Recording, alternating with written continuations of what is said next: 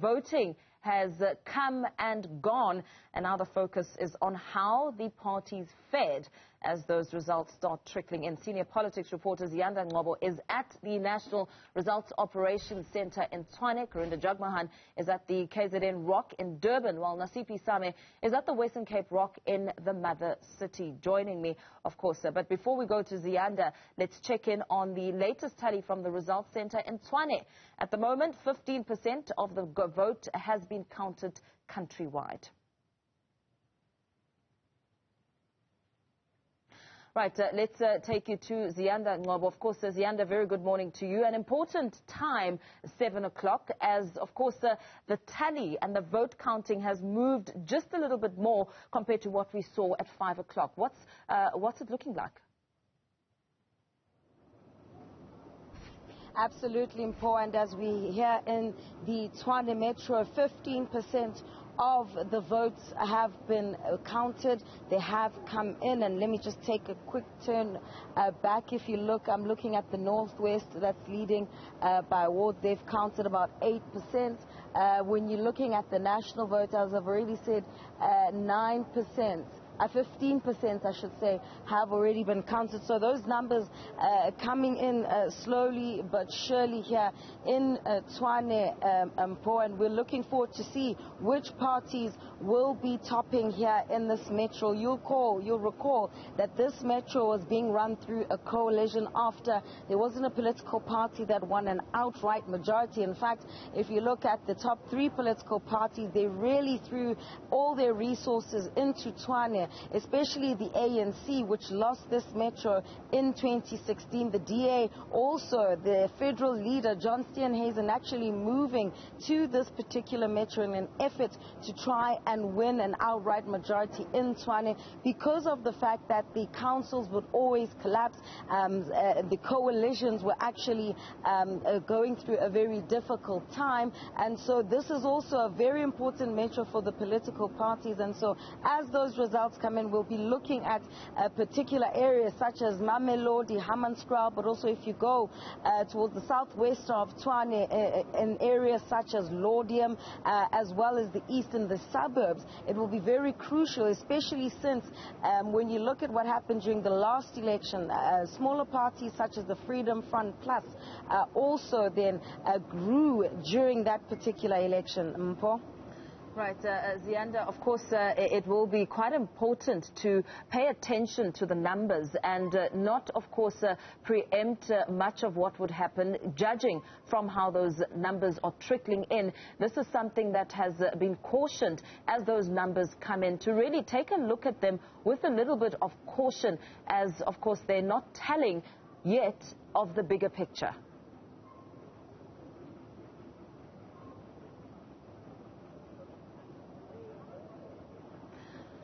Let's now move to Karinda Jagmohan, who is at the KZN Rock in Durban. Karinda, very good morning to you. What's the board looking like as those results continue to trickle in?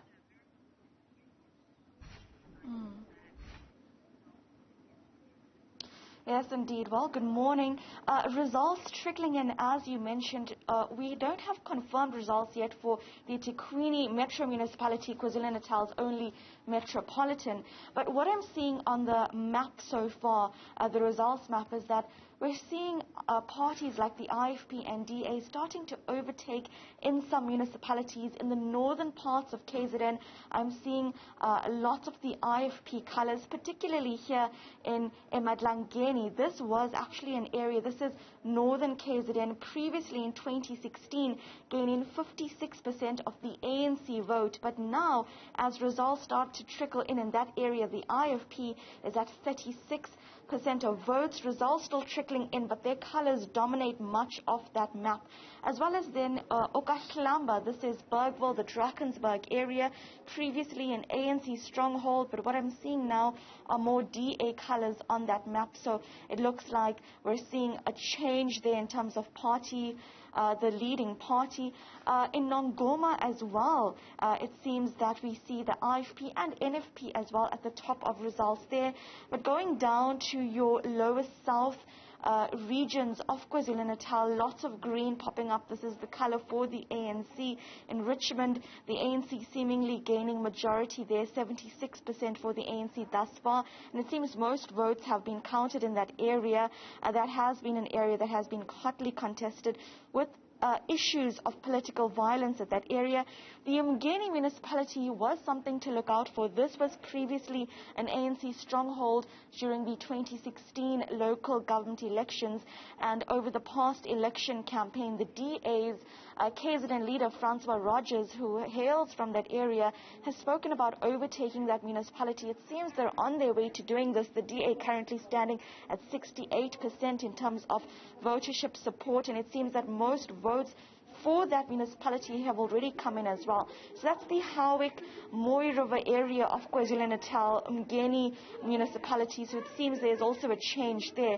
But what the place to look out for is, of course, the eThekwini Metro municipality. As I look on the map, it says no results yet.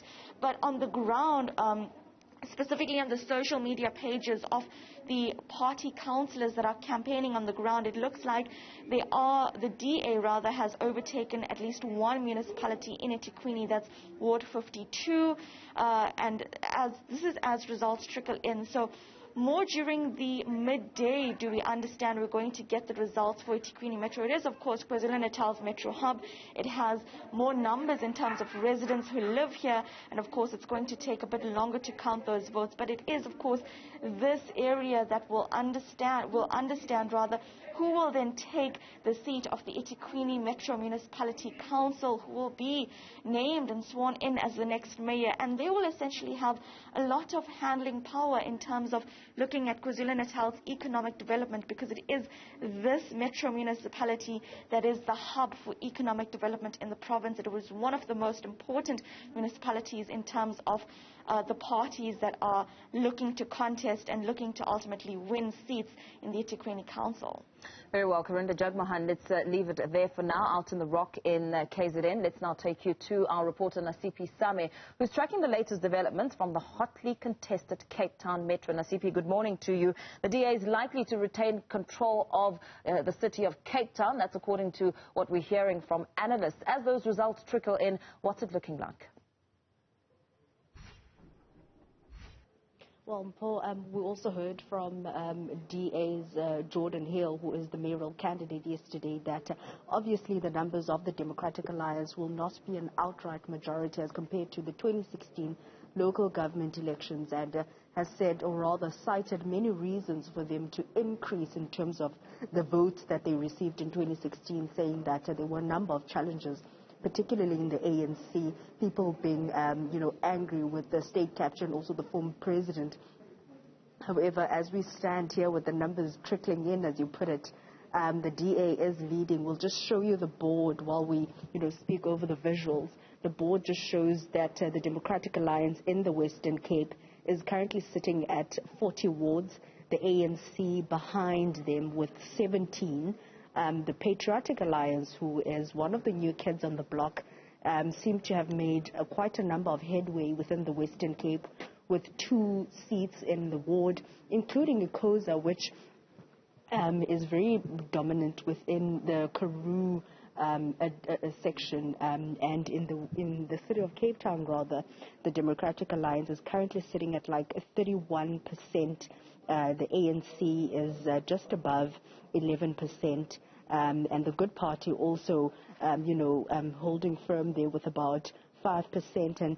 And surprisingly, the ACDP also has quite a percentage there with 3.5%. And we know that the ACDP just last week had their last election rally where they were basically, focusing on the fact that they don't want mandatory vaccinations. And one of the experts, the political experts that we spoke to, said that it could be interesting to see how they are going to gain traction, taking into account how they are obviously using the fact that there is still people who are vaccine hesitant towards their advantage in terms of getting votes. Very well, Nasiphi, leaving it there with you for now.